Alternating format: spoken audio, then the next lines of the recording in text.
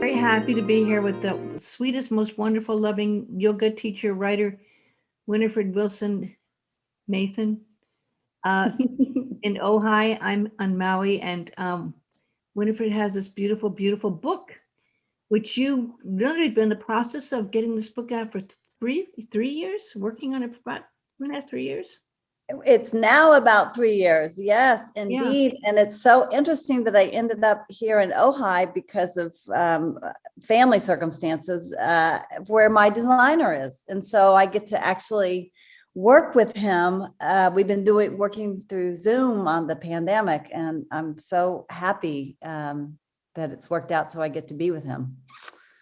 Well, I went to there. No, it is, it's meant to be, of course. Your book is going to be brilliant, and you've given your heart and soul to it. And, it has to do with yoga, but so much more. It has to do with lifestyle yoga and everything. And when we talked, I think it was an interview, one of the times you came to the radio station to interview, I said, make an audio book out of it, because it's the thing that's really, right now, people are reading audiobooks, and I was just saying to you, it's not difficult once you get the formatting and system down.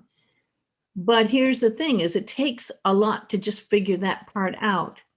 And I thought we do a lot of screen sharing. Now, it's not the most professional. And I know you have professional access to many programs, but most people use Audacity. So I just actually downloaded it. They have it for Windows, Mac, online. Why I decided to go with Audacity here is because most people can use it because they have very clear guidelines to make an audiobook. And once you do that, but that isn't just the only thing. I'm going to stop share for a second and go to my other one. If you go to ACX, and that's the, I think this is it. Let me see on this Audacity.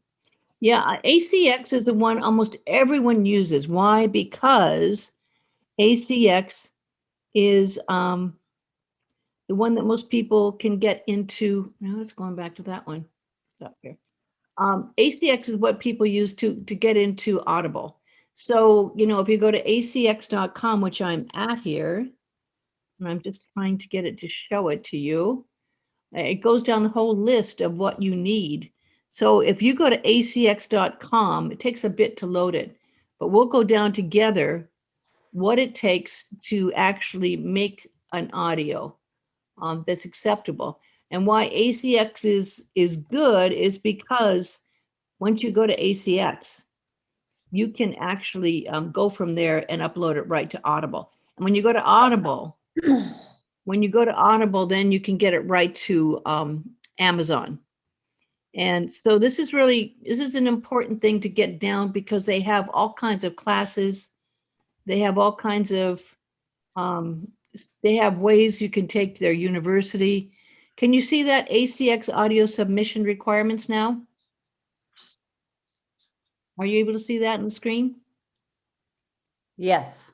Okay. I do. So we're going to go down each of these because some of these are easy, some are not so easy.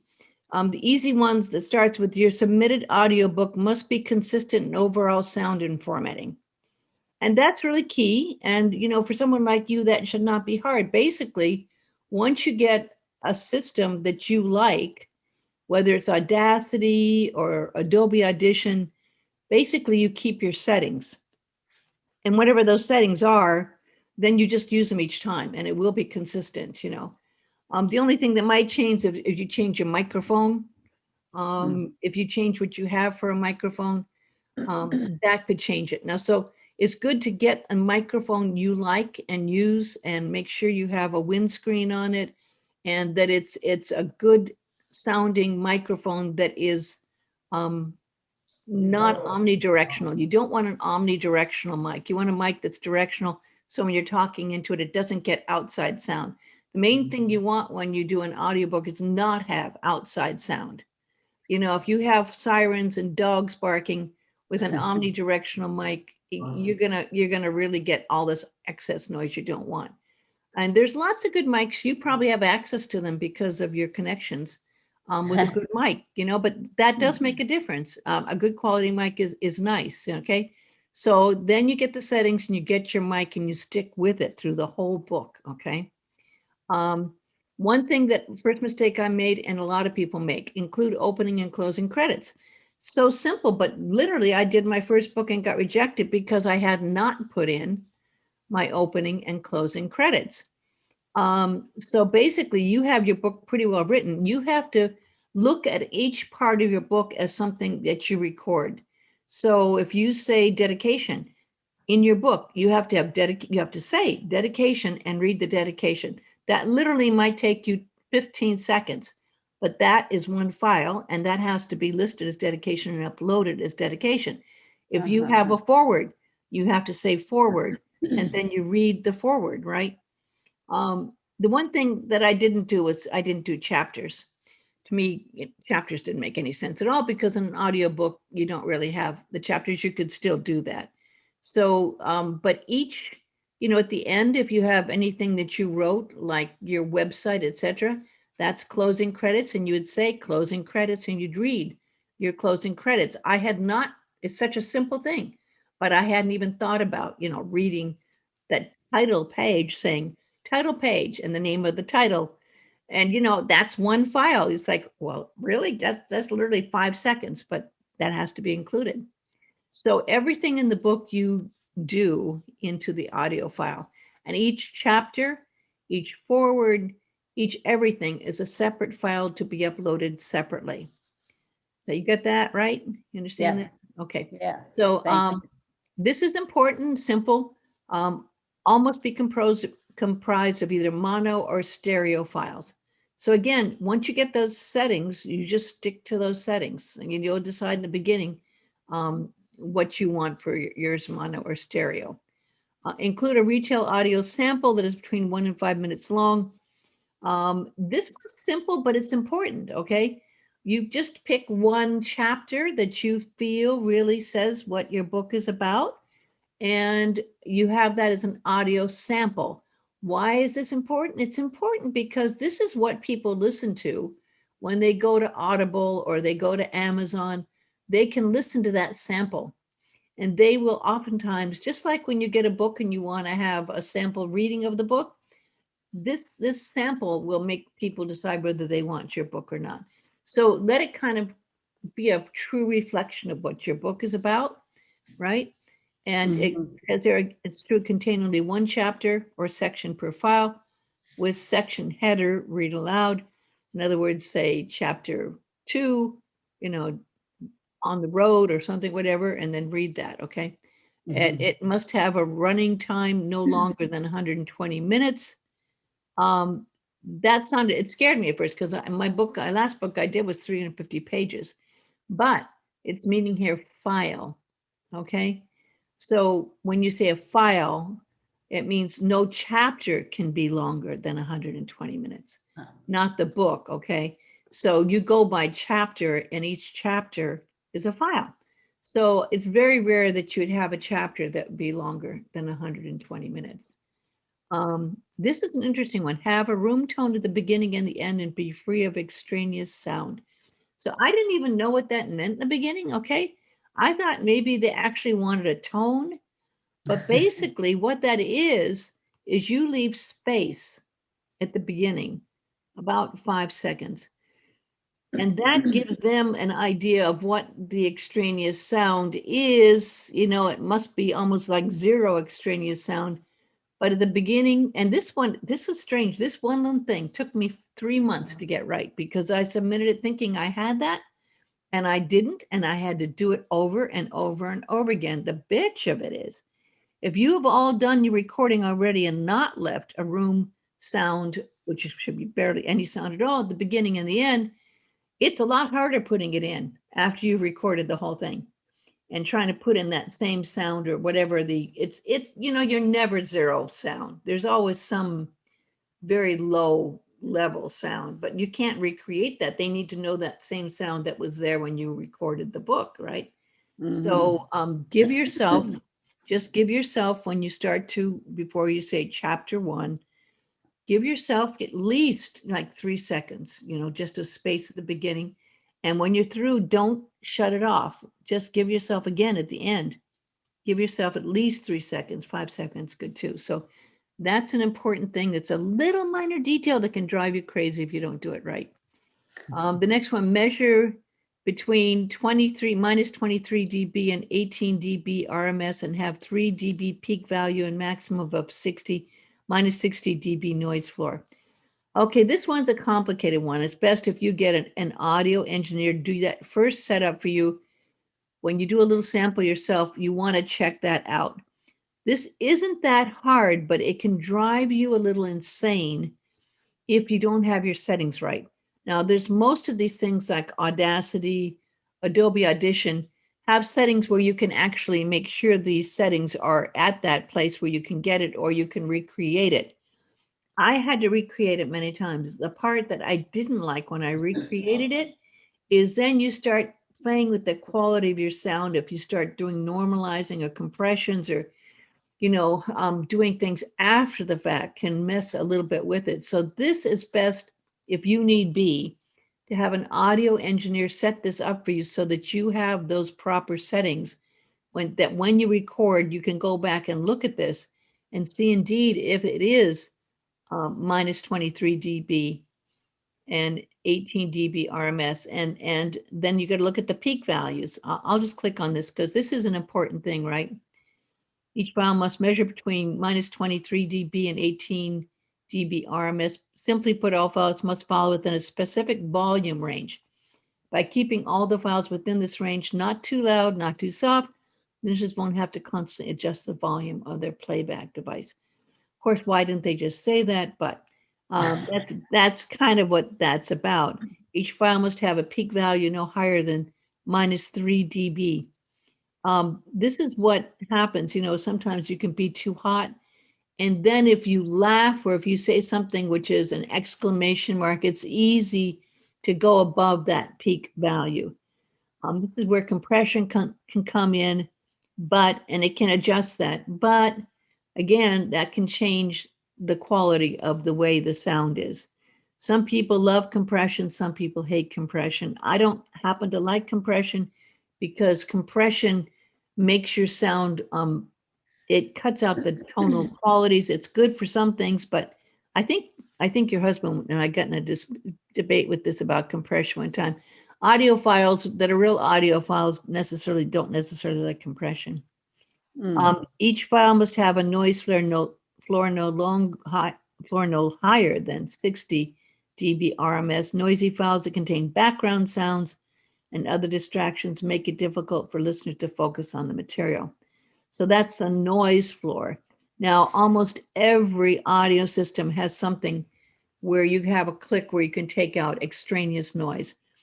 And that probably is, depending on your situation, something you should consider. I took a whole course on this thing, and I literally was doing it in this room.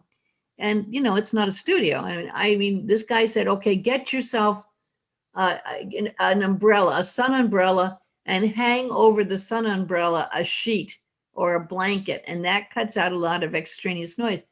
However, you failed to mention that if it's like 85 degrees out or 83 degrees out, or if you can't get the air conditioner, so it gets awfully hot.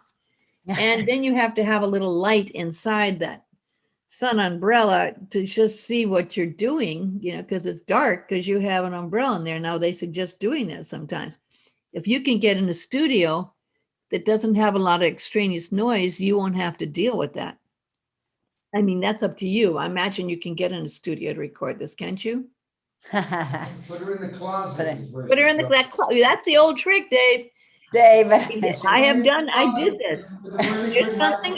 There is a key to that. You laugh, but that is a key. A lot of people actually take a closet full of clothes, make a space in the middle, put your little, your music, like you'd read music on there, you put it there, and then you have your mic, because you know what, when you're facing and you face into the closet, that's an amazing deadening thing, is talking to the closet. So it sounds funny, but I know many voice recording people that do just that. They do talk into a closet, but again, you have to have something to hold. I liked being at my desk, because I had my computer on my desk. My closet's like 6 feet over there. And then I had to have the long mic cords. And if I had to stop something, I'd have to go back to my computer from there to here and stop it, So there are people that do make a little studio in their closet, where you have a little studio for your computer and you have the thing that holds your pages. And because that's something to think about, and they don't even talk about in this here. If you're going to be reading either your book or off your computer, but you're going to be reading, and the sound of a page turning is a noise. You don't think about that, but it creates a page turning, when you're being aware of zero noise disturbance, it's like, oh my God, that page turn. So, you have at least, when I had my music rack up, I would use it and I'd have like 3 pages and I just push them slowly aside when I got through each page. Another thing, you can do is if it is on the computer, more and more people through Zoom are realizing if it's on your computer, you can scroll slowly down, and that's probably quieter than a page, Yeah. Hey, Cindy, hang on one Yeah, second. I gotta sure. get him something. So I'm going to keep talking while they're doing this.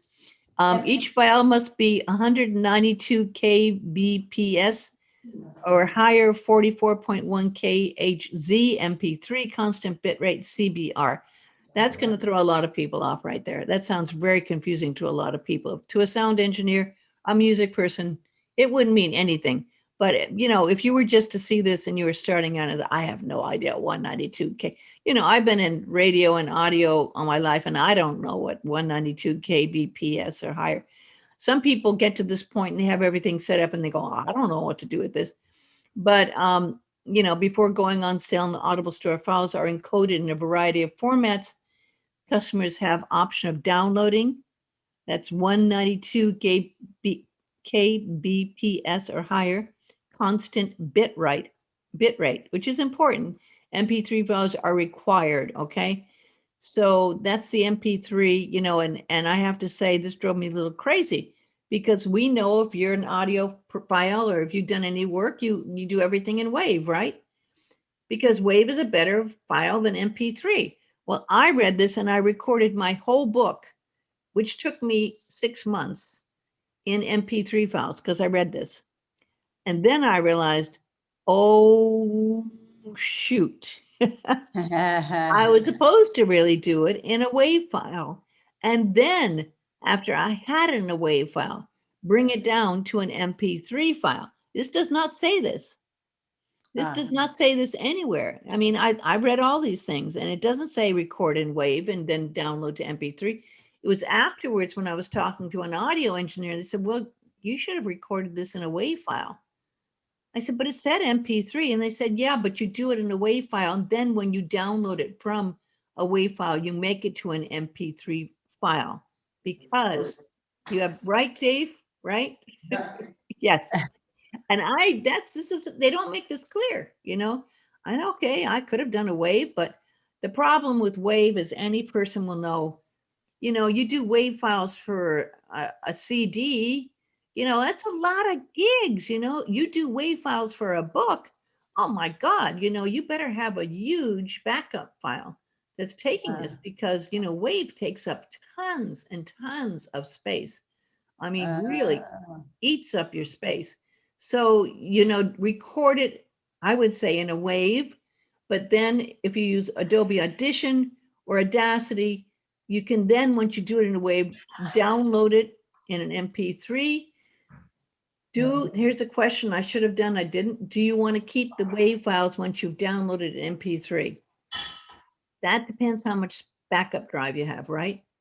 I mean, WAV is a better sound than MP3. There's no doubt about it. It's better audio sound.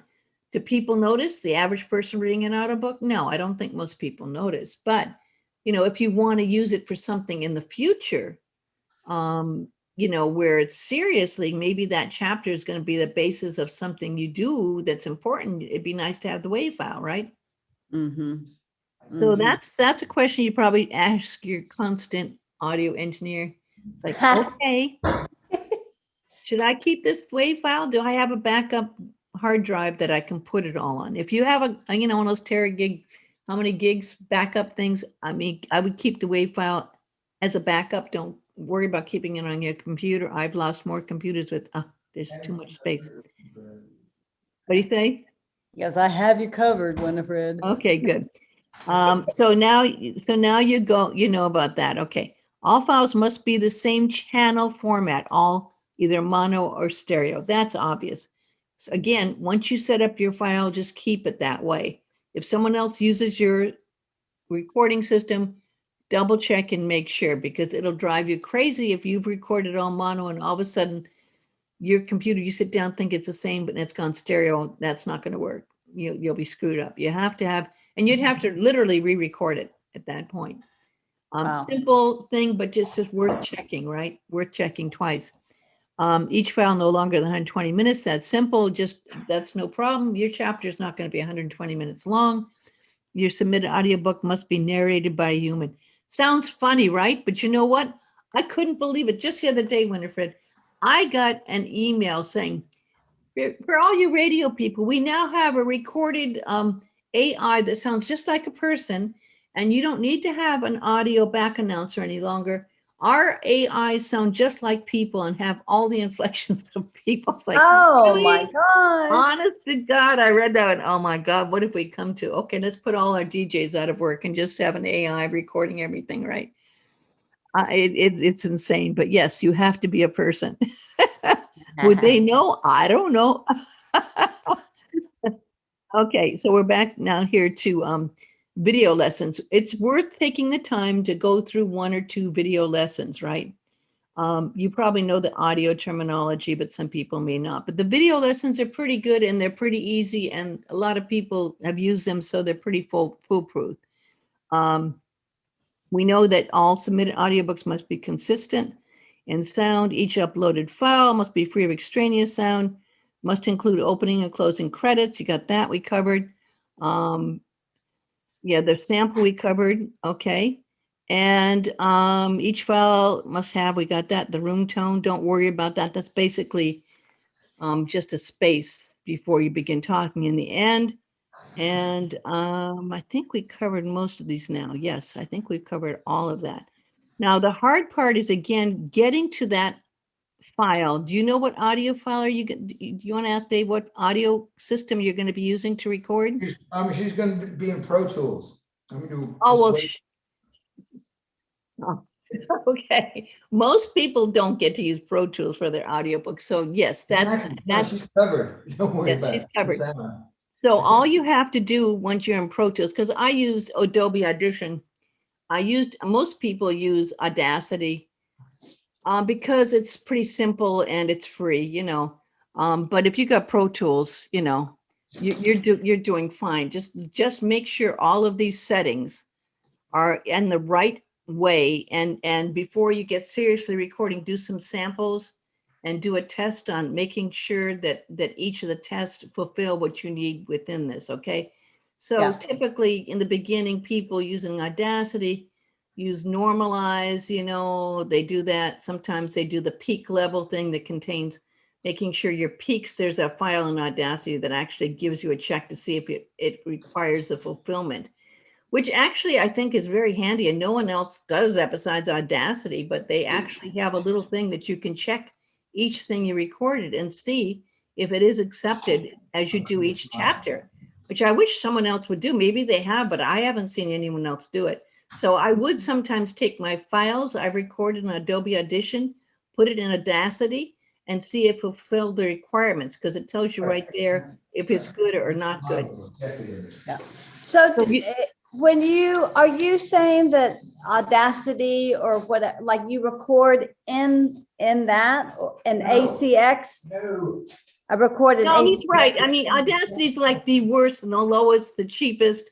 But the reason I liked Audacity, because of all the places that I had, even if I recorded in Adobe Audition, it had a certain little system which told you if you are fulfilling and if it would be accepted to ACX, to the I requirement. see. Got it. Okay. But if you have an audio engineer and they make sure that each thing like that is accepted, you Yep. don't need to worry.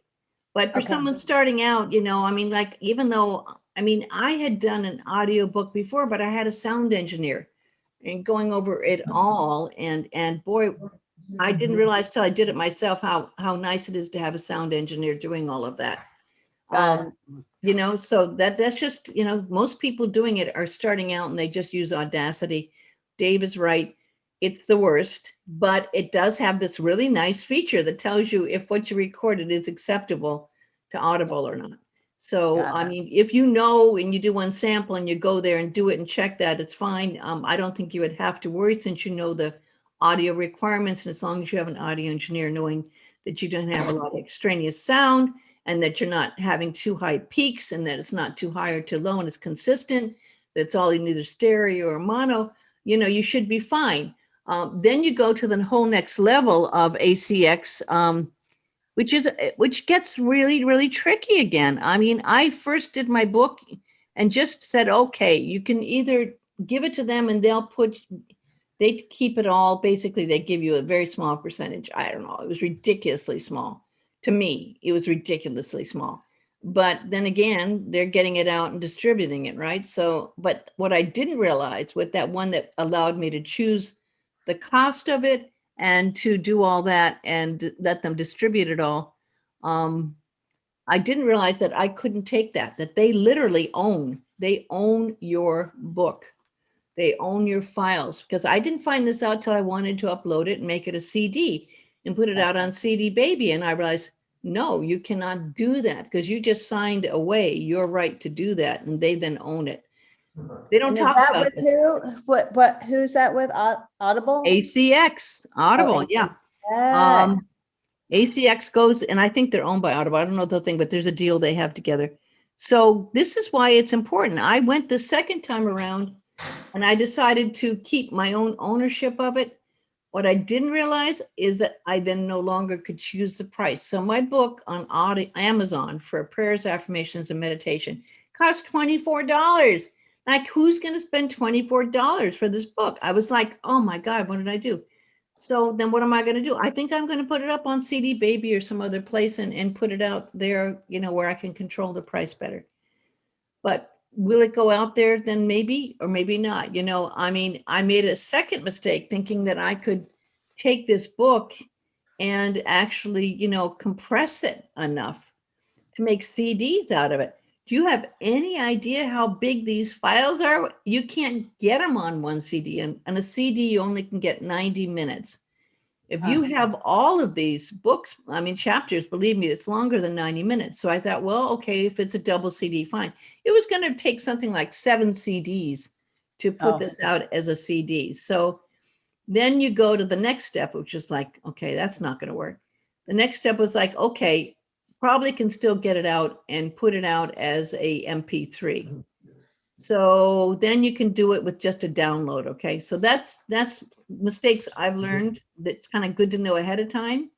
You still might want to just let them do it, but there's still something in me that gets upset that they own my book, and that I don't have the right to do it. But I also don't like the fact that they're charging $24 for my book. Right. Because, you know, that sucks, right? I mean, it's Right. like, so you might look at it. There are other files. There are other people besides ACX. There's 2 or 3 other major people, but ACX is and Audible are the biggies. They're the ones everyone knows about. They're the one everyone goes to when they want to get a book. So what do? You know, you have to really look at that. You know, the fact that you know, if someone wants your book, you say it's on Audible, and it seems like it's, you know, easy, good, big time. So that's just something you have to consider. Maybe you do it where it costs more, and then you also figure out then you have to own it, and you can maybe do it still as a CD Baby MP3 download, right? And it could take you, if you focus on this now, you probably could do, you know, it's easiest once you get the setup to do it consistently. Yeah.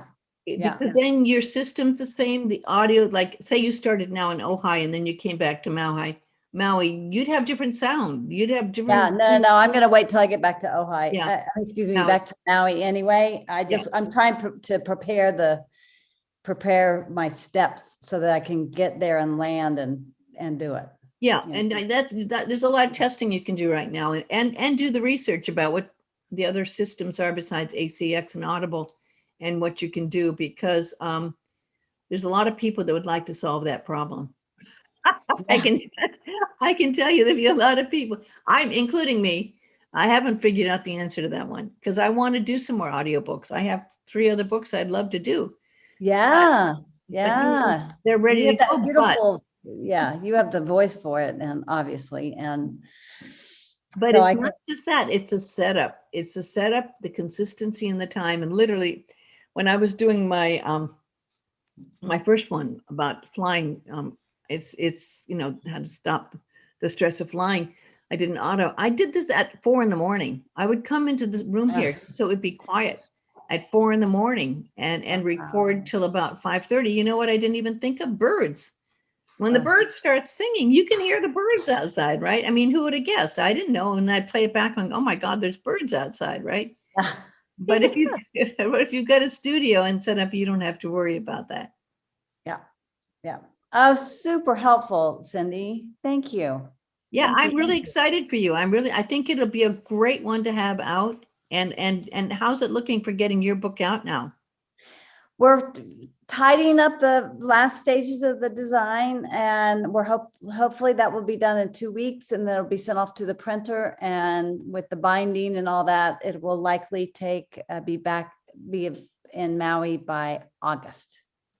Isn't that exciting? Yes. Oh It's my super gosh. exciting. Super So exciting. by then you could do an audio book release. You could actually have a book signing party. Yeah, You can have hard copy books as well as just digital. I'm gonna have hard copy for sure. Yeah, Yeah. they're beautiful. That's what's taking so long. They're hardcover, really beautifully bound. The design in them is really luscious, and it's a You've got your beautiful website all tactile set book. up already, right? You've got your website. Yes, yes, yes, I do.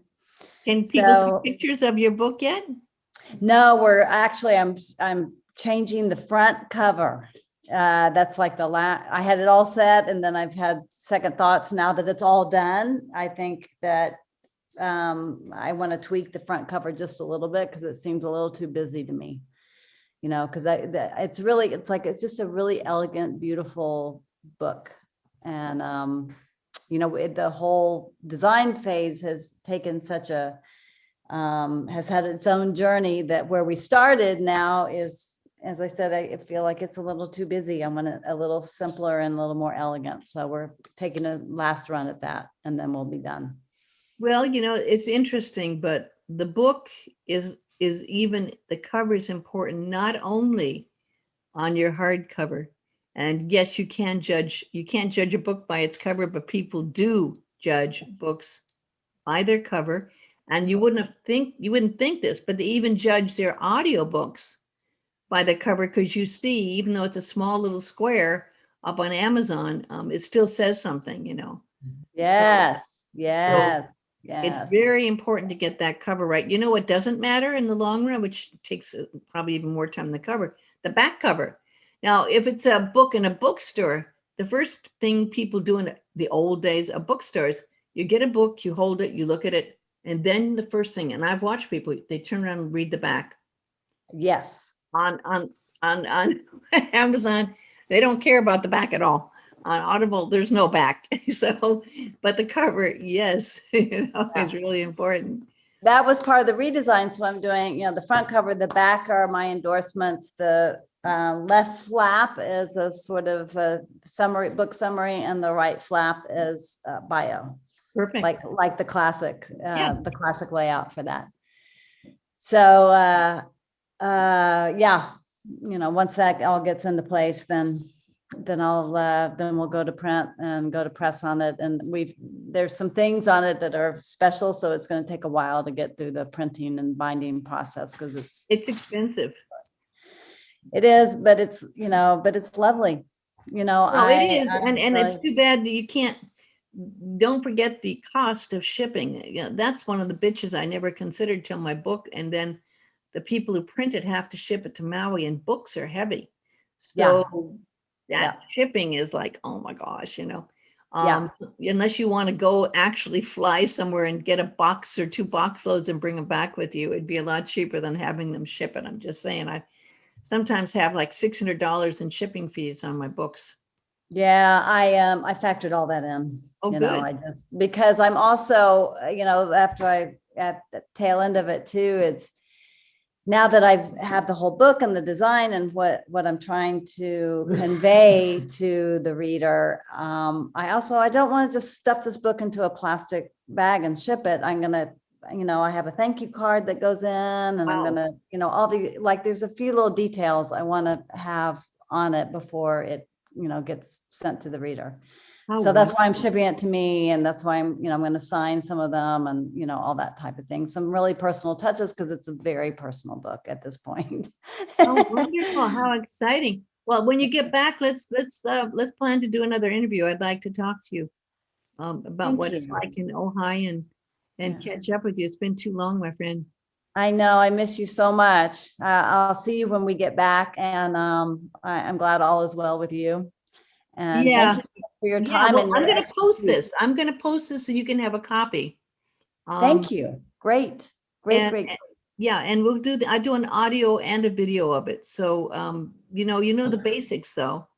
And I think it'll be amazing. And you know what? You could do the audio book and you could probably have it out by, you could probably have it finished by September, October, I would guess.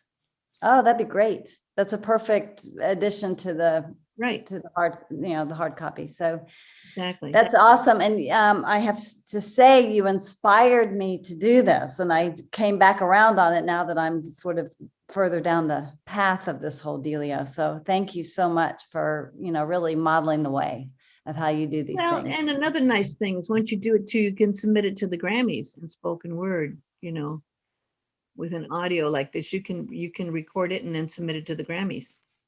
Really? Sure. Yeah, that's spoken word. Yeah, absolutely. Audiobooks are the ones that win most of the things now. Of course, you're going to be up against people like Michelle Obama, you know, Yeah.